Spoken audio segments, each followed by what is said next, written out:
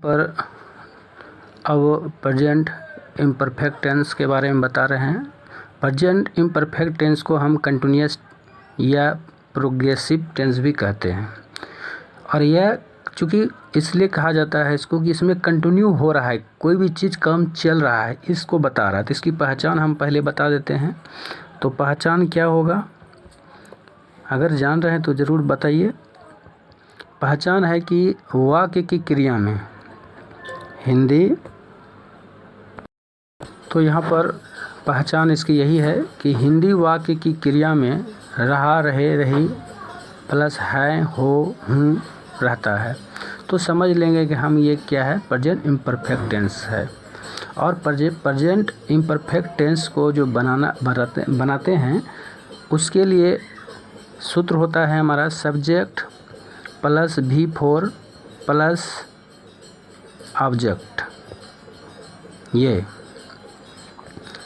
तो अब जो V4 होता है इसको हम क्या कहते हैं, इसको सरल भाषा में अगर तोड़ दें हम तो इसको इस तरह से लिख सकते हैं कि subject plus V plus ING plus object.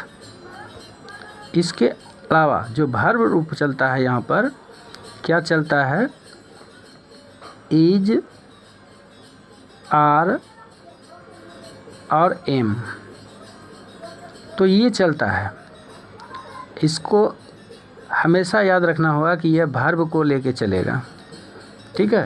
Verb इसके बाद आएगा, जो ये सहायक क्रिया होती है इसके बाद।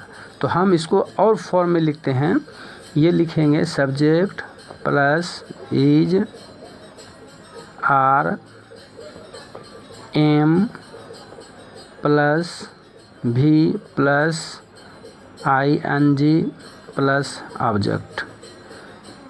ये मेरा अब सबसे सिंपल सूत्र हो गया, ठीक है। तो अब इस तरह से अगर हम समझ लिए हैं इसको तो हम बनाएंगे वाक्य। अब जैसे पहचान के लिए थोड़ा सा 2-4 वाक्य हम देंगे। अब जैसे में देखिए कि मैं उसे बुला रहा हूँ, वह शतरंज खेल रहा है, हम लोग दौड़ रहे हैं, तुम किताब पढ़ रहे हो, वे स्कूल जा रहे हैं। तो ये सब कम क्या हो रहा है, कंटिन्यू है, चल रहा है। तो इसको बनाने के लिए क्या है, जो हम सूत्र स्थापित किए हैं subject plus is, are, am plus verb plus ING plus object, इसका सहारा लेंगे। इसके पहले हम देख लेते हैं कि इज किस में लगेगा, आर किस में लगेगा और एम किस में लगेगा।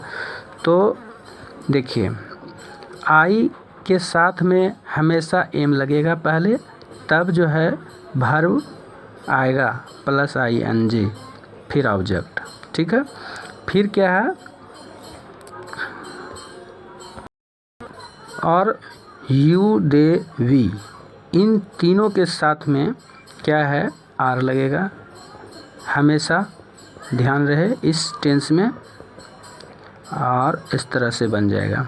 फिर क्या है, ही, सी, इट, एनी नेम, कोई भी नाम रहेगा। तो इन सब के साथ में इस टेंस में इज लगेगा plus verb plus ING plus object, तब मेरा क्या है, वाक्य शुद्ध बन जाएगा। तो हम अब वाक्य को बना के देखते हैं।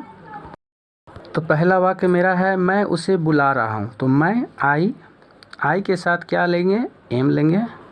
IM बुलाना का क्या होता है, आपको पता है, नहीं है तो देख लीजिए, CALL कॉल। अब इसमें क्या लगेगा, देखिए वर्ब हो गया कॉल, ING लगेगा, ING। अब किसको बुला रहा हूँ, हिम, उसे, HIM, हिम। यहाँ ऑब्जेक्ट का काम हिम कर रहा है, ठीक है। तो ये मेरा 1 नंबर का जो वाक्य है वो क्लियर हो गया है। अब दूसरा है, वह शतरंज खेल रहा है। तो वह खेल रहा है तो ही, अब ही के साथ मैंने बताया है कि इज लगता है, तो ही इज। अब क्या कर रहा है, खेल रहा है। खेलना का क्या होता है, प्ले, PLAY। अब फिर ING जोड़ देंगे तो प्लेइंग हो जाएगा। क्या कर रहा है, खेल रहा है शतरंज। शतरंज का अंग्रेजी क्या होता है, चेस, CHESS, चेस। तो ये हो गया। अब हम लोग हैं तो वी वी के बाद क्या लगा है? आर। वी आर हम लोग दौड़ रहे हैं, तो वी आर क्या कर रहा है? दौड़ रहा है, रन कर रहा है, तो RUNING होगा, ING रनिंग। अब फिर क्या है? तुम किताब पढ़ रहे हो, तो यू आर रीड, ING लगेगा, रीडिंग हो जाएगा। अब बुक है तो ए बुक हो जाएगा। फिर क्या है? वे स्कूल जा रहे हैं, तो वे का अंग्रेजी क्या होता है? दे आर कहाँ जा रहे हैं? Going to school. तो इस तरह से मेरा वाक्य बन रहा है, ठीक है। अब तीसरा जो मैंने बताया था, किसी नाम के साथ इज लगता है, तो नाम में मान लीजिए कि राम फुटबॉल खेल रहा है,